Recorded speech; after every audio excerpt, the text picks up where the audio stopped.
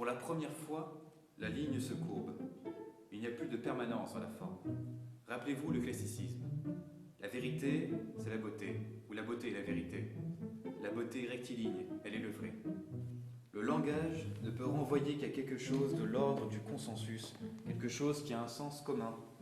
Un sens commun, c'est-à-dire qu'il y a une identité fixe, donc il y a du sens.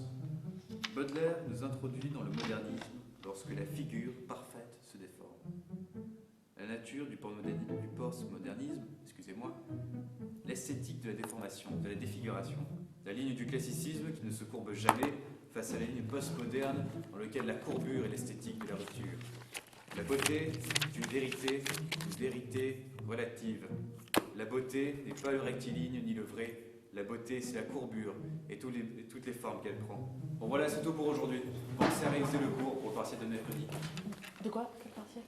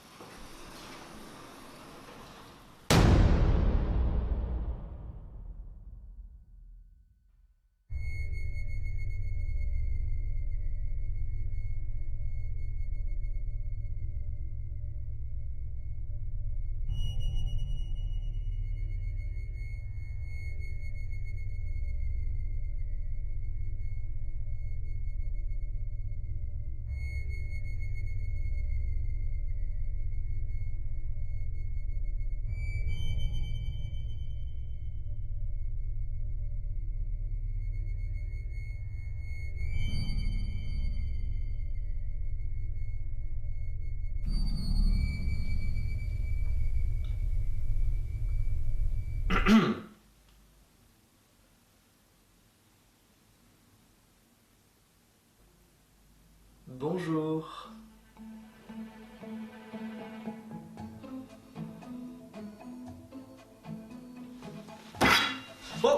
Ok. Putain, mais t'es qui? Qu'est-ce que tu fous chez moi? Bah, en fait, Comment t'es rentré? Mais.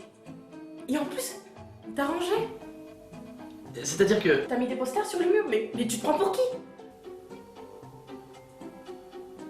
Mais réponds!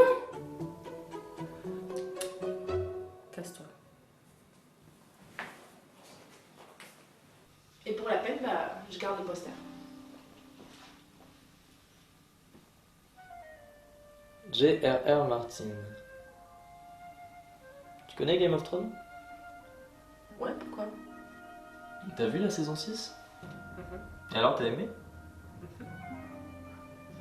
Ah, Ouais. Pourquoi?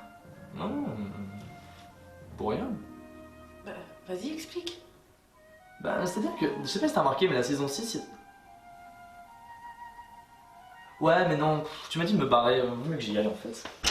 A plus. Non mais vas-y, explique.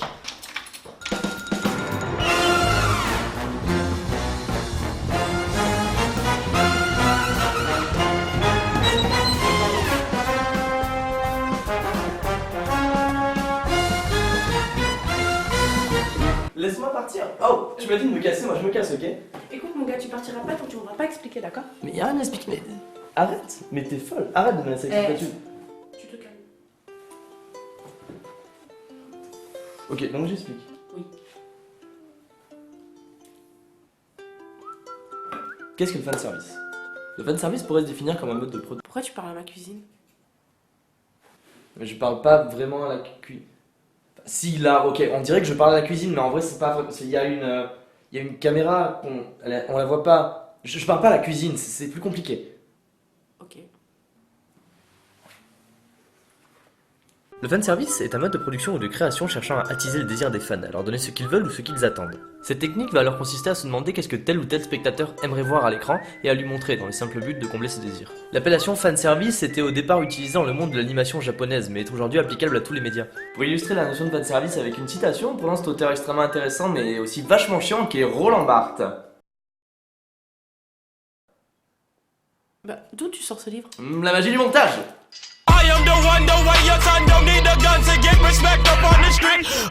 L'idée de paiement est essentielle au catch, et le fait de souffrir de la foule signifie avant tout un fait le payer. Les catcheurs savent très bien flatter le pouvoir d'indignation du public. Plus l'action du salaud est basse, plus le coup qui lui est justement rendu met le public en joie. Si le traître se réfugie dans les cordes, il est impitoyablement rattrapé, et la foule jubile à voir la règle violée au profit d'un châtiment mérité. Le fanservice, dans sa définition la plus large, c'est avant tout ça. Lorsqu'un personnage agit mal et qu'il va commettre des mauvaises actions et qu'il va être puni, outre la dimension morale que cela va apporter, cela va flatter notre désir de le voir subir les conséquences de ses actes. Face à cette définition, vous vous direz peut-être, bah, le fanservice ça a pas l'air si mal, ça a l'air plutôt sympa, hein. Bah, ça a pas l'air si mal, ça a l'air plutôt sympa, hein. Mais la pratique du fanservice ne se limite pas à une simple répétition de codes éthiques, culturels et moraux. Les pratiques que l'on reconnaît comme étant du fanservice sont nombreuses et vastes et peuvent aller de la référence obscure que seuls les initiés de la première heure vont comprendre à l'hypersexualisation d'un personnage féminin. Qu'est-ce que j'ai chaud, putain! On touche alors à l'un des premiers paradoxes du fanservice, car les fans ne représentent pas une sorte de grosse masse compacte, mais plutôt plusieurs catégories diverses. Ce que certains vont aimer et apprécier, d'autres vont le détester, et ce que d'autres vont détester et d'autres vont l'apprécier. Faire du fanservice, c'est alors privilégier une certaine catégorie de fans qui va apprécier ce qu'on leur montre quand les autres vont totalement le détester. Un autre paradoxe réside dans le fait que lorsque le fanservice est trop gros, les spectateurs auxquels il s'adresse vont reconnaître ce qu'ils voient comme étant du fanservice et vont comprendre qu'on leur montre exclusivement ce qu'ils veulent voir pour qu'ils aiment. Ils vont alors se sentir manipulés, trahis et détester cette pratique. Du coup, à vouloir faire quelque chose que les gens vont aimer, on en revient à faire quelque chose que les gens n'aiment pas parce que c'est beaucoup trop visible, que c'est fait pour qu'ils aiment. C'est un peu comme si vous commandiez quelque chose à Noël et quand vous le receviez, vous faisiez la gueule parce que c'est ce que vous vouliez. Mais c'est pas vraiment ça, là j'exagère volontairement pour que ce soit drôle. C'est pas drôle. Mais c'est pas vraiment ça. Là où le fanservice va vraiment être dénoncé et détesté, c'est quand il va prendre une place beaucoup trop importante dans l'œuvre. Les éléments de fanservice sont la plupart du temps superflus et inutiles. Lorsqu'ils vont prendre une place trop importante, qu'ils vont dénoter avec le reste de l'œuvre ou qu'ils vont venir obscurcir certains éléments, ils vont être détestés. Si vous prenez par exemple un personnage féminin qui avait un rôle fort et une place importante dans l'œuvre et que vous le transformez en personnage sexuel parce que certains fans veulent l'avoir à poil, c'est sûr que ça va dénoter avec le reste de l'œuvre et que ça va pas plaire à tout le monde. Et c'est normal, parce que c'est pas bien. A l'inverse, le bon fanservice va utiliser des éléments qui sont pertinents avec la cohérence générale de l'œuvre. Par exemple, dans le cas d'un film porno, dans le cas d'une comédie romantique, pardon, le fait qu'à la fin les personnages finissent ensemble et heureux est certes du fanservice, mais qui est cohérent avec le reste de l'œuvre puisque c'est une comédie romantique. Par contre, à l'inverse, ça vous semblerait complètement con de mettre dans une comédie romantique des explosions juste pour le fait de contenter les fans de blockbuster qui vont aller regarder cette comédie romantique. Du coup, le bon fanservice va venir renforcer la cohérence de l'œuvre. Il va certes donner au public ce qu'il attend, mais c'est légitime dans l'œuvre dans laquelle il s'insère. Du coup, la cohérence est poussée jusqu'au bout. On n'a pas quelque chose qui va venir dénaturer l'histoire de base, mais qui va venir la renforcer. Et c'est ça qui est le bon fanservice. Le fanservice, c'est par exemple faire revenir un personnage parce qu'il est aimé par les fans, alors qu'il était mort dans la saison précédente. Mort assassiné. Atteinte d'essai. Ou encore faire s'affronter deux personnages iconiques de la série, dont un qui est très méchant et l'autre qui est très gentil. Qui a été atteint d'essai aux dernières nouvelles. Ou faire enfin se montrer des personnages iconiques, ou mettre des dragons, ou du feu, ou des grosses batailles, ou des filles qui partent à Westeros, ou alors des... Mais qu'est-ce que tu fais? Mais j'essaye de faire une transition. Donc Game of Thrones, traduit en français par Le Trône de Fer,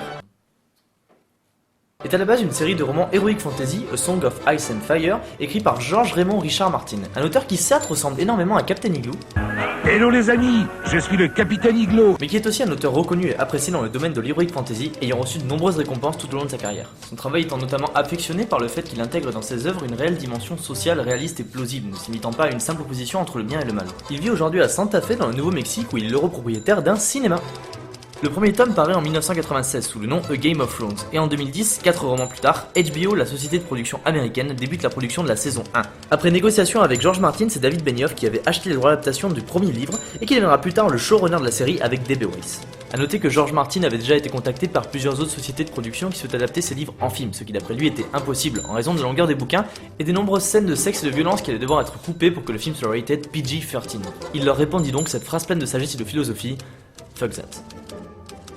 Rapidement, la série remporte un grand succès auprès des téléspectateurs, devenant la série la plus téléchargée au monde et s'est remporté le plus d'Emmy Awards, s'imposant comme une des séries, voire la série majeure du XXIe siècle, et fédérant autour d'elle une grande masse de fans.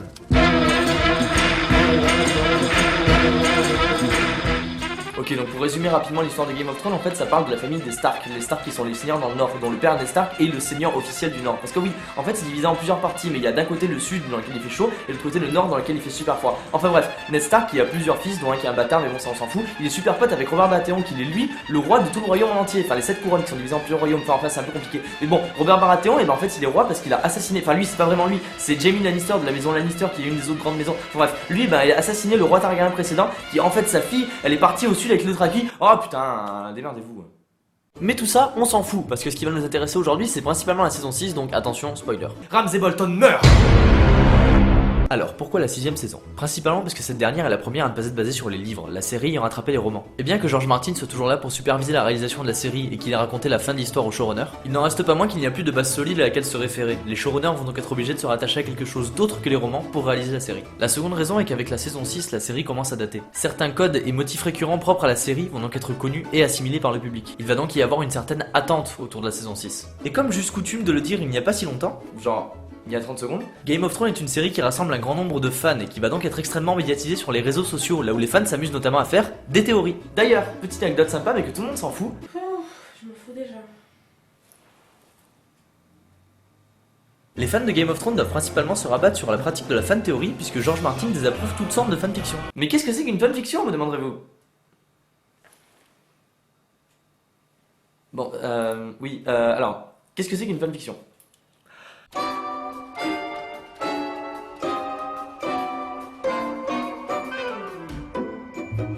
Une fanfiction est une œuvre de fiction reprenant des personnages et un univers déjà créé par un auteur. Ces fictions sont généralement écrites par des fans afin d'explorer plus profondément un univers qu'ils aiment ou en modifier certaines parties, d'où le nom fanfiction. Toutes les formes de création peuvent être sujettes à des fanfictions, des livres aux films, en passant par les vidéos YouTube, les hommes politiques ou encore les présentateurs d'M6. Donc la saison 6 de Game of Thrones. Oh putain, mais lui aussi? Bon, vu qu'apparemment ni Kit Harington ni Tom Cruise ne veulent mourir et qu'il faut expliquer un petit peu à ceux qui ne connaissent pas, Jon Snow s'était fait assassiner par ses frères de la garde de nuit dans la saison précédente. Parce que comme il est trop gentil, super choupinounours, il avait permis aux sauvageons de passer de l'autre côté du mur pour venir s'abriter. Alors que normalement, en tant que membre de la garde de nuit, il est censé empêcher les sauvageons de passer de l'autre côté du mur. En fait, Jon Snow c'est un peu l'anti-Donald Trump. On est dans une série qui a quand même pour slogan Valar Morghulis, qui veut dire tous les hommes doivent mourir un jour, qui vient de passer 5 saisons à nous faire mourir tous les personnages principaux, mais qui en ramène un parce qu'une sorcière lui a coupé les cheveux et lui a fait prendre un bain. Et puis vous savez quoi? Ok, je suis pas hermétique à tout changement. Je veux bien prendre un peu de recul et me dire que c'est la 6ème saison, la série a le droit de tenter de nouvelles choses. Mais on passe quand même les 2 premiers épisodes de la saison à montrer le corps de Jon Snow en gros plan, en mode oh là là c'est Jon Snow, regardez-moi ça, qu'est-ce qu'il est mort. Donc bon, je suis pas con, moi je me dis qu'obligatoirement si on me le montre comme ça à outrance, c'est qu'il y a quelque chose qui va se passer. Et ça rate pas, et du coup je suis déçu parce que je m'y attendais. Ils sont obligés de faire ça. Attends, quoi? Ce que je veux dire, c'est que dans les 5 saisons précédentes, ils nous ont montré qu'à partir du moment où un personnage meurt, il n'y a pas de point de retour.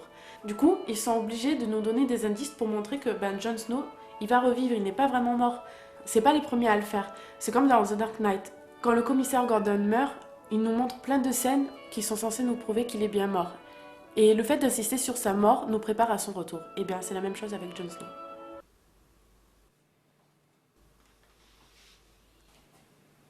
Mais tu m'écoutes en fait? Mais bon, force est de constater que le retour de Jon Snow est un élément qui va avoir du sens narrativement au sein de la série et qui va porter plus ou moins la saison 6, notamment avec l'épisode 9. D'ailleurs, on va se focaliser principalement sur l'épisode 9 et sur l'épisode 10 qui sont pour moi les plus intéressants à analyser sous l'angle du fanservice. L'épisode 9 s'ouvre donc sur, je sais pas, la bataille de Minas Tirith.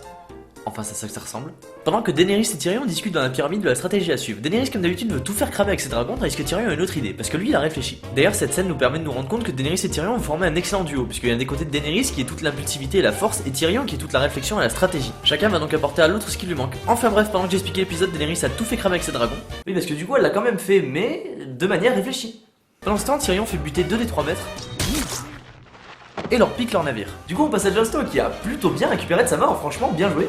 Jon Snow est en fait là pour dire à Ramsay que demain matin il va arriver avec son armée pour lui péter son petit cul, cramer son château et violer sa femme. Ce à quoi Ramsay répond: je m'en bats les couilles mon gars, moi j'ai niqué ta sœur, ce qui énerve quand même vachement Jon Snow qui décide de rentrer à son camp pour savoir comment qu'ils vont faire la bagarre le lendemain matin. Et comme j'ai pas le temps de tout expliquer, retenez juste que Jon Snow décide de faire un mouvement spécial de bataille pour éviter qu'il se fasse prendre en tenaille. Sans ça dit à Jon Snow: ne fais pas ce que Ramsay veut que tu fasses.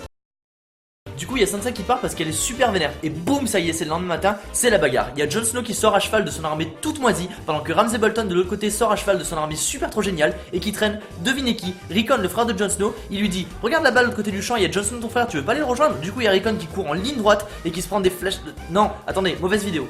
voilà c'est bon, et qui se prend des flèches de Ramsay Bolton, il meurt, il y a Jon Snow, il regarde Ramsay, il dit je m'en bats les couilles moi du plan, il attaque tout seul parce qu'il est super vénère. Just don't do what he wants you to do. He wants you to make a mistake. Fuck this shit, I'm out. Fuck. Il y a Jon Snow qui nique absolument tout le plan de la bataille, il y a tout le monde qui se jette sur tout le monde, ça fait la bagarre par là, la bagarre par là, on a un plan séquence super classe sur Jon Snow qui se balade sur champ de bataille, et ensuite il y a Ramsay Bolton qui envoie le gros de ses troupes pour les prendre en tenaille, n'est-ce pas Jon Snow? It was at this moment Jackson knew. He fucked up. L'armée de Jon Snow se retrouve totalement encerclée par des gens avec des boucliers, des lances, et quand ils essaient de s'enfuir par l'autre côté sur l'amoncellement de cadavres de leurs amis, il y a des gens qui arrivent pour les tuer, et ensuite il y a Sansa qui arrive, oh mon dieu, avec des putains de cavaliers du Val, et Littlefinger qui a l'air extrêmement content, et il défonce absolument tout, et Jon Snow il est super content, Ramsay il fait la gueule, donc Jon Snow poursuit Ramsay Bolton jusqu'à Winterfell, Ramsay Bolton fait fermer les portes, et puis ils se disent ah ils nous attaqueront pas, puisqu'en fait ils ont plus d'armée, sauf qu'en fait plot twist, ils ont un putain de géant qui défonce la porte, ils arrivent à rentrer dans Winterfell, et là, combat singulier entre Jon Snow et Ramsay Bolton.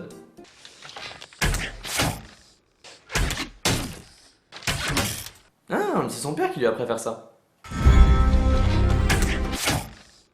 Jon Snow il va défoncer la gueule de Ramsay Bolton, ensuite ils font tomber les bannières des Bolton et Winterfell pour mettre celle des Stark parce que putain, les Stark sont retour à Winterfell. Ensuite Sansa va voir Ramsay et le fait bouffer par ses propres chiens.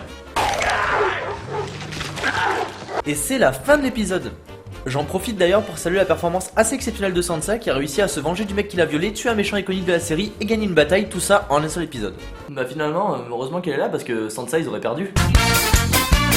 Enfin bref, épisode 10. Alors, pour contraster avec l'épisode 9 qui était quand même extrêmement violent, l'épisode 10 va s'ouvrir tout en calme et en sobriété avec des très jolis plans accompagnés d'une musique de Ramin Djawadi. Il faut absolument que je vous parle de Ramin Djawadi. Ramin Djawadi est un compositeur de génie qui a notamment travaillé sur les musiques de Iron Man, Pacific Rim, Game of Thrones et plus récemment sur la musique de Westworld. Mon dieu, Westworld. Ok, il faut que j'arrête absolument de faire des pubs pour absolument tous les trucs que j'aime, mais putain, Westworld, c'est une énorme claque dans votre tronche. C'est d'après moi une des meilleures séries, voire la meilleure série qui a été faite ces dernières années. C'est un espèce de mélange entre Black Mirror et Game of Thrones, et en plus il y a Anthony Hopkins qui est super badass parce qu'il a des têtes dans son bureau. C'est vraiment une très bonne série que je vous recommande avec un enthousiasme non dissimulé. Le procès est sur le point de commencer, mais visiblement Cersei n'en a strictement rien à battre et préfère rester chez elle et jouer à Pretty Woman en buvant du vin. Pendant ce temps, on suit le cousin moche de la saison 1 qui, comme il est devenu plutôt beau gosse, trouve ça légitime de monopoliser un peu de temps d'épisode pour aller explorer les sous-sols.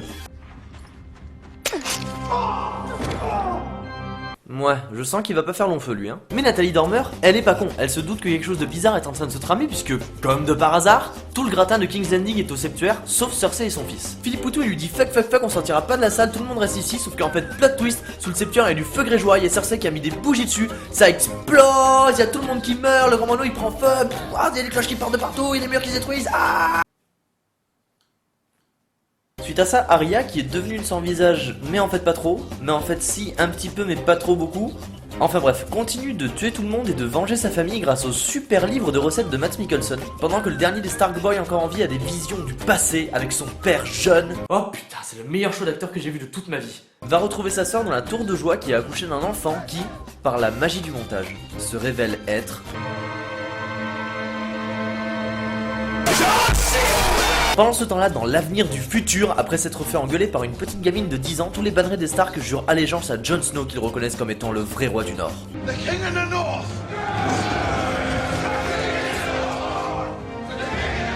Mais putain, pourquoi vous portez allégeance à Jon Snow? Il est pourri, le meilleur c'est Sansa. Et après que Sansa ait annoncé que l'hiver était là, A raven came from the citadel. A white raven. Winter is here.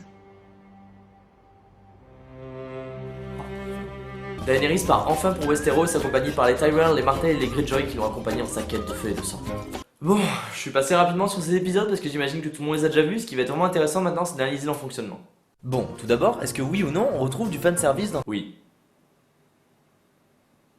Bien sûr que oui, il y a du fanservice, c'est normal, c'est pas ce qui va nous intéresser. On demande aux productions de fournir quelque chose qui va plaire à un public, donc ils sont obligés de mettre du fanservice quelque part. Ce qui va nous intéresser en revanche, c'est que plutôt dans cette chronique, on a défini ce qui était le bon et le mauvais fanservice. Tout d'abord, qu'est-ce qu'on peut légitimement repérer comme étant du fanservice à l'intérieur de cette saison? Je pense qu'en premier lieu, on peut citer le retour de Jon Snow, qui semble aller totalement à l'encontre des motifs de la série sur la gravité de la mort et son caractère irrévocable. On peut ensuite citer l'affrontement entre Jon Snow et Ramsay Bolton, qui sont deux personnages relativement iconiques de la série. Les voir se rencontrer et s'affronter va leur contenter les fans. fans. On peut d'ailleurs repérer que l'épisode 9, la bataille des bâtards, celui où Jon Snow et Ramsay Bolton s'affrontent, a été élu meilleur épisode de toute la série par les téléspectateurs. Enfin, le dernier point à soulever n'est pas un élément isolé, mais plutôt une succession d'éléments qui va englober tout le triomphe des protagonistes et la défaite des antagonistes. En effet, dans les saisons précédentes de Game of Thrones, on assiste à une tendance à aller à l'encontre du fanservice, en faisant triompher les antagonistes qui commettent des mauvaises actions, et à l'inverse, échouer les protagonistes qui sont aimés par les fans et qui commettent des bonnes actions. Mais la saison 6 va aller à l'inverse de ce processus, avec une forte tendance à faire triompher les protagonistes qui vont réussir à mener à bien leur quête et à terrasser leurs ennemis pour la plupart.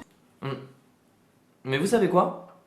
Moi j'aime bien me prendre la tête. C'est alors intéressant de chercher les raisons qui ont poussé les showrunners à faire des choix narratifs dans cette saison qui sont si éloignés des codes habituels qu'on retrouve dans les autres saisons. La première étant que la série est proche de son terme. En effet, David Benioff et D.B. Weiss avaient annoncé et décidé que la série aurait entre 70 et 75 heures de diffusion. Au commencement de la saison 6, la série a déjà largement dépassé la moitié du temps qui lui était imparti. Il ne leur reste alors que plus ou moins 25 heures, soit approximativement 25 épisodes pour terminer la série. Game of Thrones a vocation à être quelque chose de relativement énorme, avec beaucoup d'intrigues qui s'entremêlent et beaucoup de personnages. C'est d'ailleurs ce qui avait poussé George Martin à refuser l'offre de plusieurs studios qui voulaient adapter ses livres en film. La saison 6 se veut comme une saison de transition à la fin de la série, ce qui explique l'énorme élagage qui a lieu. Face au peu de temps qu'il reste pour terminer la série, les intrigues annexes et les personnages peu importants vont être évincés de la série pour laisser la place à l'intrigue principale et aux personnages principaux qui vont jouer un rôle prépondérant dans le final. Tous les choix qui ont été faits et qu'on avait analysés comme étant des éléments de fanservice sont alors pertinents, puisqu'ils ont un sens narratif dans le sens où ils vont faire avancer l'histoire et l'amener vers son terme. Même les éléments alors qui semblent aller à l'encontre de la dynamique interne de la série vont prendre sens, comme par exemple le retour de Jon Snow, qui certes est contestable mais qui va permettre de tuer Ramsay Bolton, de faire reprendre Winterfell par les Stark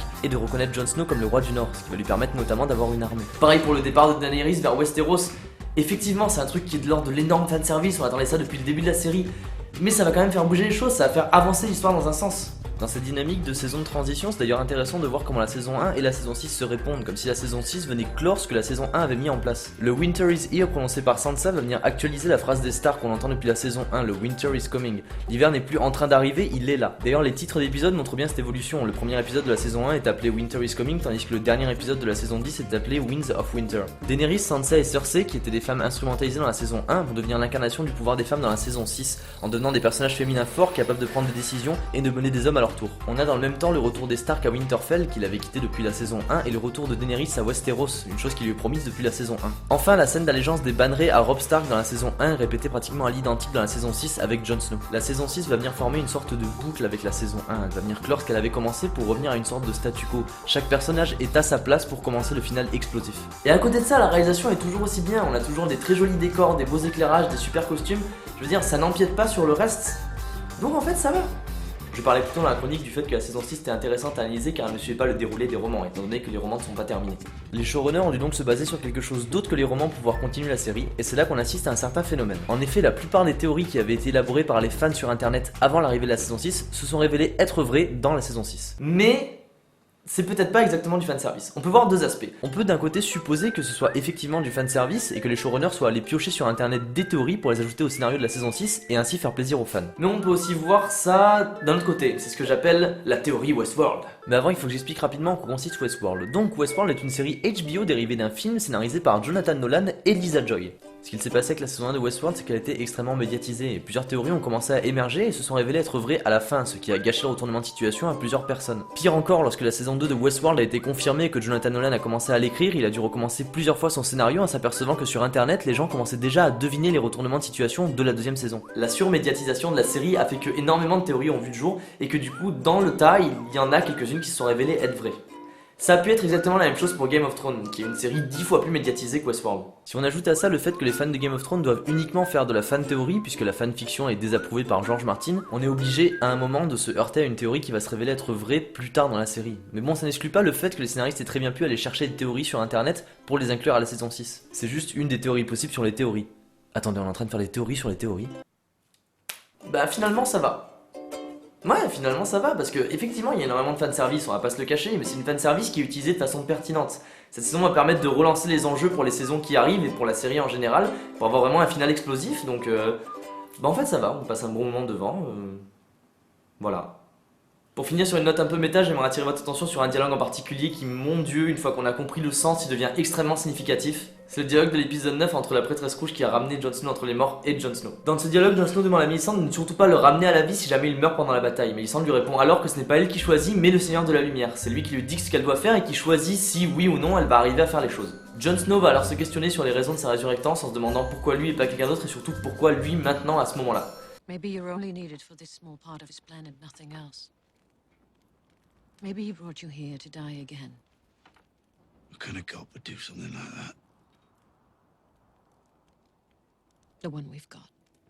Cette réponse est un moment méta en or. La volonté du Seigneur de la Lumière qui va décider si telle personne vit, telle personne meurt, qui est-ce qu'il va ramener et à quel moment il va donner le pouvoir à Mélissandre de faire revenir les gens d'entre les morts. Représente à elle seule la volonté de la fanbase, de George Martin, des showrunners, des scénaristes, enfin bref de toutes les instances qui pourraient régir la série. Les instances qui peuvent décider si oui ou non tel personnage va mourir, les instances qui peuvent décider si oui ou non telle bataille va être gagnée par un tel va réussir à tuer l'autre, et ainsi de suite. Concrètement, on assiste à un personnage qui est en train de dire qu'elle peut réussir à faire des choses seulement quand une instance supérieure qui régirait le monde peut lui permettre de le faire. Si Jon Snow a été sauvé, si Jon Snow est revenu, c'est parce que certaines personnes ont voulu qu'il soit sauvé et ont délégué ce pouvoir à Mélissandre qui l'a interprété.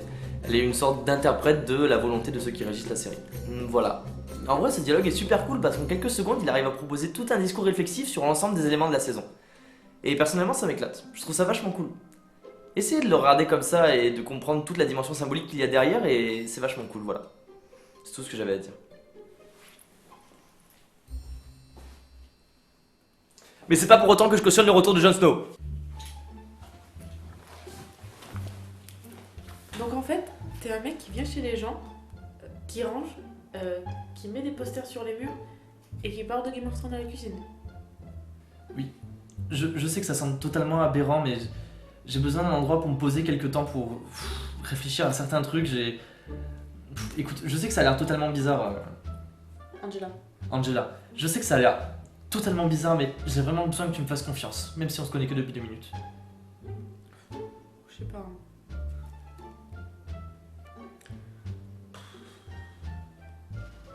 Imaginons que tu restes, qu'est-ce que tu pourrais faire du tout? Bah déjà, je fais le ménage dans l'appart.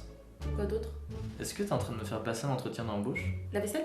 Oh non, pas la vaisselle, je déteste ça. Si, la vaisselle. Ah. Bon, ok la vaisselle, mais j'utilise l'ordinateur 3 heures par jour. 1h30. 2h30 et je fais les poussières. Ok, mais tu fais les courses. Non. Quoi? Qu'est-ce qui se passe? On a exactement les mêmes montres. T'as une attention hyper volatile. Mais non, mais... Bon écoute, je vais y réfléchir et puis si tu veux, tu peux rester manger.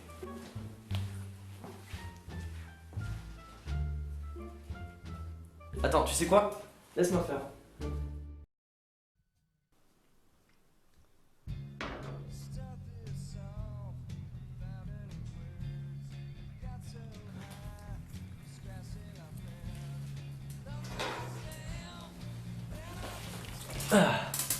Risotto de champignons et son parmesan.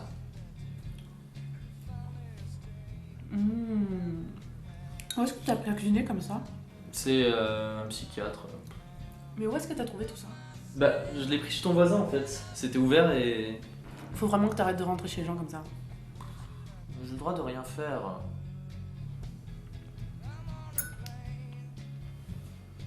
Je réfléchissais. Tu as besoin de quelqu'un pour t'héberger. Moi j'ai besoin de quelqu'un pour faire le ménage et la cuisine. Je t'héberge si tu me fais le ménage et la cuisine. C'est pas un peu sexiste ça? Pas du tout. Bon, ok.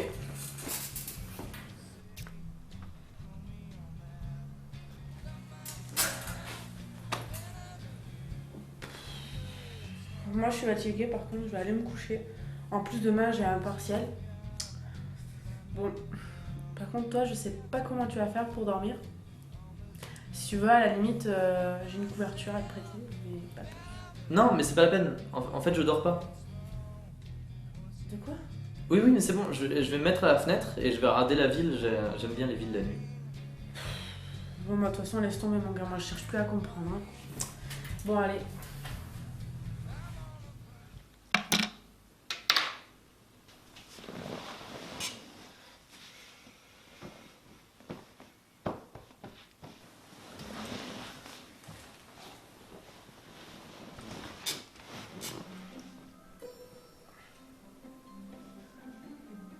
T'es sûr que ça va aller? Tu veux pas une couette? Non, ça va, t'inquiète, je suis bien là.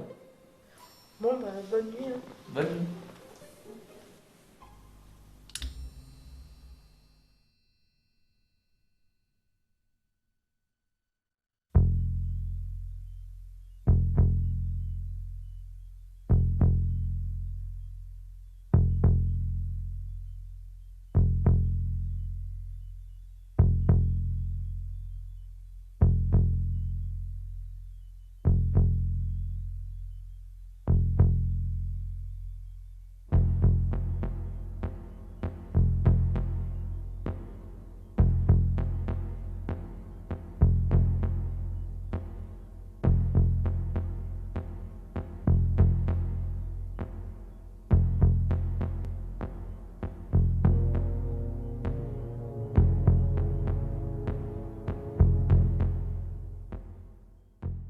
He's climbing in your windows, he's snatching your people up, trying to rape them, so y'all need to hide your kids, hide your wife, hide your kids, hide your wife, hide your kids, hide your wife, and hide your husband, cause they raping everybody out here. You don't have to come and confess, we're looking for you, we gon' find you, we gon' find you.